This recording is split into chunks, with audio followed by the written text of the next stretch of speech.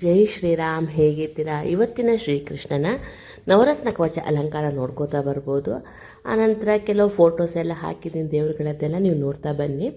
ಈಗ ಚಾತುರ್ಮಾಸೆಯಲ್ಲಿ ಶಾಖಾವೃತ ಆದ ಕಾರಣ ಉಡುಪಿಯ ಭೋಜನ ಶಾಲೆಯಲ್ಲಿ ಕೂಡ ಈಗ ಶಾಖಾವೃತದ ಅಡುಗೆನೇ ಇರುತ್ತೆ. ಒಂದು ಲೆಕ್ಕದಲ್ಲಿ ಒಳ್ಳೆಯದಾಯಿತು ಅನ್ನಿಸ್ತು. ಸ್ವಾಮಿಗಳ ಬಗ್ಗೆ ಏನೇನೋ ಕಮೆಂಟ್ಸ್ ಮಾಡ್ತಾರೆ ಸೋಷಿಯಲ್ ಮೀಡಿಯಾಗಳಲ್ಲಿ. ಅವರಿಗೆ ಸ್ವಲ್ಪ ಸ್ವಾಮೀಜಿಯವರು ಆ ಉಪವಾಸ ಅಂದರೆ ಚಾತುರ್ಮಾಸ್ಯ ವ್ರತ ಮಾಡ್ತಾ ಎಷ್ಟು ಕಷ್ಟ ಬರ್ತಾಯಿದ್ರೆ ನೀವು ನೋಡ್ಬೋದಲ್ಲಿ. ಕಾಳು ಮೆಣಸು ತಿಂದು ಬಾಯಿ ಕಟ್ಕೊಂಡು ಎಲ್ಲ ಮಾರ್ತಾರೆ ಅವರು, ಅದನ್ನ ನೀವು ನೋಡ್ಬೋದು.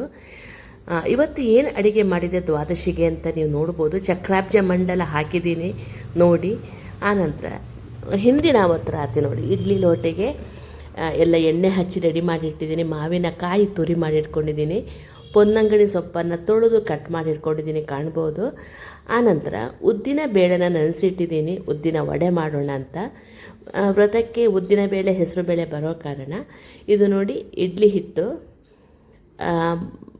ಆನಂತರ ದೇವರಿಗೆ ನೈವೇದ್ಯಕ್ಕೆ ಅದು ಕೆನೆಗೆಲ್ಲ ಹೆಪ್ಪಾಕಿಟ್ಟಿದ್ದೀನಿ, ನೋಡ್ಬೋದು. ನಾನು ಬನ್ಸಿ ರವೆದು ಇಡ್ಲಿಗೆ ರುಬ್ಬಿಟ್ಟಿದ್ದೆ. ಇದು ಇವತ್ತು ಬೆಳಗ್ಗೆ ನಿನ್ನೆ ರೆಡಿ ಮಾಡಿಟ್ಟು ಸ್ವಲ್ಪ ಇವತ್ತು ಏನು ಮಾಡಿದೆ ನೋಡ್ಕೊಂಡು ಬರೋಣ. ಫಸ್ಟು ನೈವೇದ್ಯಕ್ಕೆ ಇಟ್ಟಿದ್ದೀನಿ ಕಜೆ ಬೆಳ್ತಿಗೆ ಅನ್ನೋದು. ಒಂದು ಕಡೆ ಇಡ್ಲಿ, ಒಂದು ಕಡೆ ಹೆಸರು ಕಾಳನ್ನು, ನೆನೆಸಿದ ಹೆಸರು ಕಾಳನ್ನು, ಮೊಳಕೆ ಬರಬಾರ್ದು, ಅದನ್ನ ಬೇಯಕ್ಕೆ ಇಟ್ಟಿದ್ದೀನಿ. ನೋಡ್ಬೋದು ಇಡ್ಲಿ ಲೋಟೆಯಲ್ಲಿ ಹಾಕಿ ಬೇಯಕ್ಕೆ ಇಟ್ಟಿರುವಂಥದ್ದು.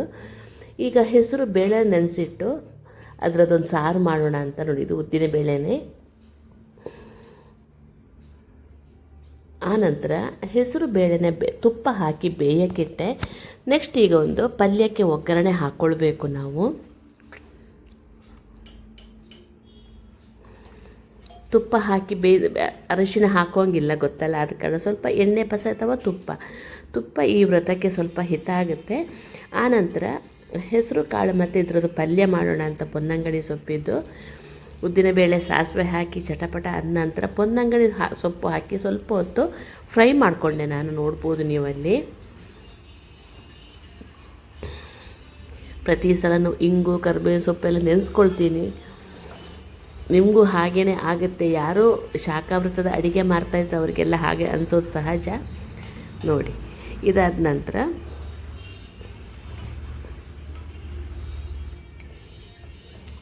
ಪೊನ್ನಂಗಡಿ ಸೊಪ್ಪನ್ನು ಹಾಕಿ 1-2 ನಿಮಿಷ ಫ್ರೈ ಮಾಡಿಕೊಳ್ಳಿ.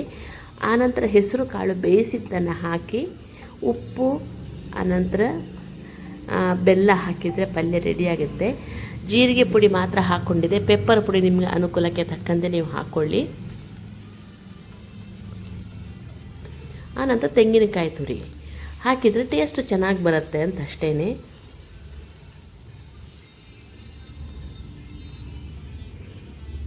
ನೋಡಿ ಸ್ವಲ್ಪ ಒಗ್ಗರಣೆ ಆದ ತಕ್ಷಣ ತೆಗೆದಿಟ್ಕೊಂಡೆ, ಯಾಕಂದರೆ ಚಟ್ನಿಗೆ ನಾನು ತೈರು ವಡೆ ಅಂದರೆ ಮೊಸರು ವಡೆ ಮಾಡ್ತಾಯಿದ್ದೀನಿ. ಅದಕ್ಕೆಲ್ಲ ಸ್ವಲ್ಪ ಒಗ್ಗರಣೆ ಥರ ಹಾಕಲಿಕ್ಕೆ ಚೆನ್ನಾಗಿ ಕಾಣುತ್ತೆ, ಕರಿಬೇವಿನ ಸೊಪ್ಪಿ ಥರ ಕಲರ್ಫುಲ್ಲಾಗಿರುತ್ತೆ.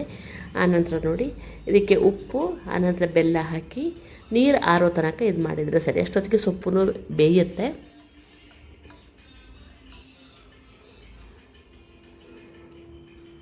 ತುಂಬ ಚೆನ್ನಾಗಾಗುತ್ತೆ ಇದು. ಈ ಥರ ಪ್ರತಿ ಸಲನೂ ಭೋಜನ ಶಾಲೆಯಲ್ಲಾಗಲಿ ಚೌಕಿಯಲ್ಲಾಗಲಿ ಪಲ್ಯಗಳನ್ನು ಮಾಡ್ತಾರೆ ನೋಡಿ. ಜೀರಿಗೆ ಪುಡಿ ಹಾಕ್ಕೊಂಡಿದ್ದೀನಿ, ಆನಂತರ ಬೆಲ್ಲ ಹಾಕ್ಕೊಂಡಿದ್ದೀನಿ, ನೋಡ್ಬೋದು. ಬೆಂದ ನಂತರ ನಾನು ತೆಂಗಿನಕಾಯಿ ತುರಿ ಸ್ವಲ್ಪ ಹಾಕ್ಕೊಂಡಿದ್ದೀನಿ ಅಷ್ಟೇ. ಇದು ಕಂಪ್ಲೀಟ್ ಬೆಂದಿರಬೇಕು, ಅರ್ಧಂಬರ್ಧ ಬೆಂದರೆ ಗ್ಯಾಸ್ ಆಗುತ್ತೆ. ಕುಕ್ಕರಲ್ಲಿ ಬೇಯಿಸೋದು ಉತ್ತಮ ಇದನ್ನ, ಯಾಕಂದರೆ ಬೆಳಗ್ಗೆದ್ದು ಸ್ವಲ್ಪ ಹರಿಬರಿ ಆಗುತ್ತೆ. ಅಷ್ಟೊತ್ತಿಗೆ ಸಾರನ್ನು ಒಲೆಯಲ್ಲಿಟ್ಟು ನೋಡಿ 1-2 ಚಮಚೆಯಷ್ಟು ಮಾವಿನಕಾಯಿ ತುರಿದಿದ್ದನ್ನು, ಸ್ವಲ್ಪ ಪೆಪ್ಪರ್ ಪುಡಿ, ಸ್ವಲ್ಪ ಜೀರಿಗೆ ಪುಡಿ, ಸ್ವಲ್ಪ ಉಪ್ಪು, ಇದನ್ನೆಲ್ಲ ಹಾಕ್ಕೊಂಡಿದ್ದೀನಿ, ನೋಡ್ಬೋದು. ಆನಂತರ ಒಂದು ಕುದಿ ಬರೆಸಿ ಕೊನೆಗೆ ಒಂದು ಒಗ್ಗರಣೆ ಕೊಟ್ಟರೆ ನಮ್ಮ ಸಾರು ಆಗೋಯ್ತು, ಕಟ್ಸಾರು ವ್ರತದ್ದು.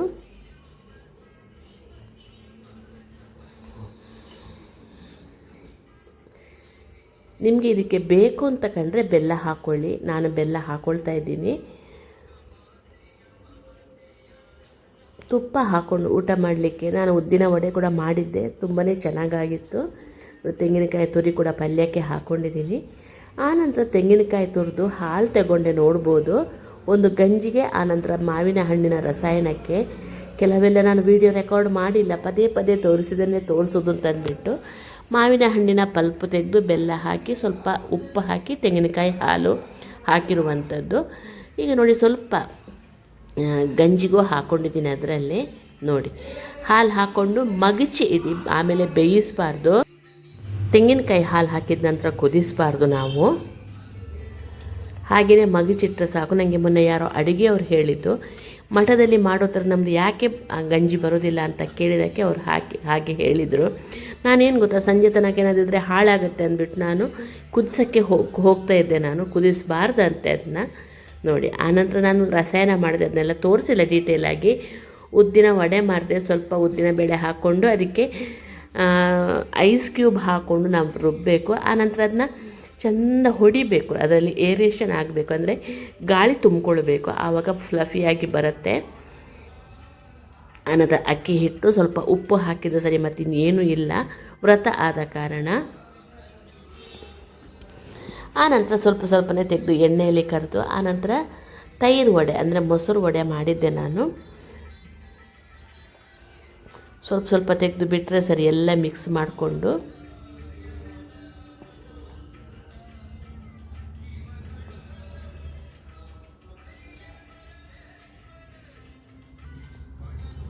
ನಾನು ಜಾಸ್ತಿ ಡೀಟೇಲ್ ಆಗಿಲ್ಲ ತೋರಿಸ್ತಾ ಹೋಗಿಲ್ಲ, ತುಂಬ ಸಲ ತೋರಿಸಿದ್ದೀನಿ ನಿಮಗೆ. ಆನಂತರ ಸ್ವಲ್ಪ ಬಿಸಿನೀರು ಮಾಡ್ಕೊಂಡು, ಲೈಟ್ ಬಿಸಿನೀರು, ಜಾಸ್ತಿ ಬಿಸಿ ಬೇಡ, ಉಪ್ಪು ಜೀರಿಗೆ ಪುಡಿ ಹಾಕ್ಕೊಂಡು ಸ್ವಲ್ಪ ಅದನ್ನ ನೆನೆಸಿಡಿ ಅದರಲ್ಲಿ ಯಾವುದನ್ನು, ವಡೆನ. ಆನಂತರ ಅದನ್ನ ಹಿಂಡಿಬಿಟ್ಟು ಅದಕ್ಕೆ ಮೊಸರು ಹಾಕಿದರೆ ಆಗಿಬಿಡ್ತು ಮೊಸರು ವಡೆ. ಜಾಸ್ತಿ ಏನು ಹಾಕಲಿಕ್ಕಿಲ್ಲ. ಆನಂತರ ಒಂದು ಒಗ್ಗರಣೆ, ಚಟ್ನಿಗೆ, ಸಾರಿಗೆ, ಆಮೇಲೆ ಮೊಸರು ವಡೆಗೆ ಒಂದೇ ಒಗ್ಗರಣೆ ಮಾಡಿಕೊಂಡು ಕೊನೆಗೆ ಹಾಕ್ಕೊಂಡೆ ನಾನು. ನೀವೇನು ಮಾಡಿದ್ರೆ ಈ ವ್ರತದ ಅಡಿಗೆ, ಯಾರೆಲ್ಲ ವ್ರತ ಮಾಡ್ತಾಯಿದ್ರ ಕಮೆಂಟ್ಸಲ್ಲಿ ತಿಳಿಸಿ.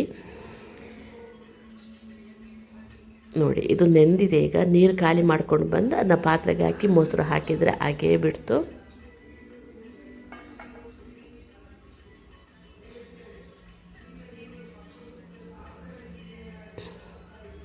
ಆನಂತರ ಮೊಸರು ಹಾಕಿದರೆ ಆಗೇ ಬಿಡ್ತು.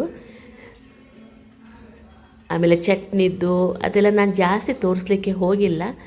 ತೆಂಗಿನಕಾಯಿ ಒಂದೆಲಗ, ಆಮ್ಚೂರು ಅಂತಂದರೆ ಮಾವಿನ ಕಾಯಿ, ಸ್ವಲ್ಪ ಉಪ್ಪು ಹಾಕಿ ನಾನು ಚಟ್ನಿ ಮಾಡಿರುವಂಥದ್ದು.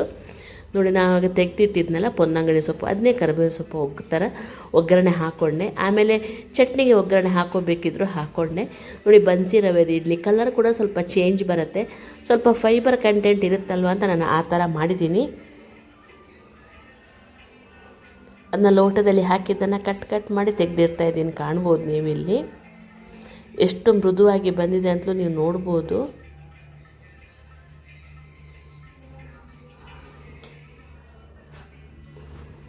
ನೋಡಿ ಹಾಗೇ ಬಿಡ್ತು. ಆನಂತರ ಒಂದು ಒಗ್ಗರಣೆ ಹಾಕ್ಕೋಬೇಕು. ಸಾಸಿವೆ, ಉದ್ದಿನಬೇಳೆ, ಜೀರಿಗೆ, ಇದು ಯಾವುದೆಲ್ಲ ಬರುತ್ತೆ ವ್ರತಕ್ಕೆ ಅದನ್ನೆಲ್ಲ ಹಾಕಿ ಒಟ್ಟಿಗೆ ಒಂದು ಒಗ್ಗರಣೆ ಹಾಕಿಟ್ಟಿದ್ದೀನಿ.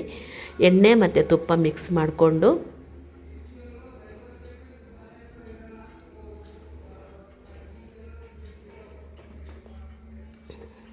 ವಿಡಿಯೋ ಇಷ್ಟ ಆದರೆ ಗೊತ್ತಲ್ಲ, ಲೈಕ್, ಶೇರ್, ಕಮೆಂಟ್ಸ್ ಮಾಡೋದನ್ನು ಮರಿಬೇಡಿ.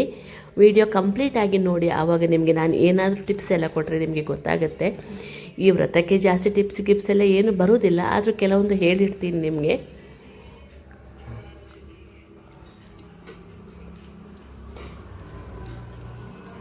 ನೋಡಿ ಇದು ಹಾಕ್ಬಿಡ್ತು. ಅನಂತರ ಅದಕ್ಕೆ ನೋಡಿ ಸ್ವಲ್ಪ ಪೊನ್ನಂಗಡಿ ಸೊಪ್ಪನ್ನು ಸ್ವಲ್ಪ ಹಾಕ್ಕೊಂಡು ಎಲ್ಲ ಒಗ್ಗರಣೆ ಕೊಟ್ಬಿಟ್ಟೆ.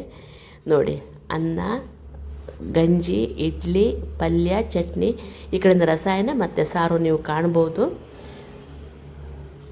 Thank you for watching. Like ಮಾಡೋದನ್ನು ಮರಿಬೇಡಿ, ಸಬ್ಸ್ಕ್ರೈಬ್ ಮಾಡ್ಕೊಂಡು ನೋಡಿ ಆಯಿತಾ. Thank you.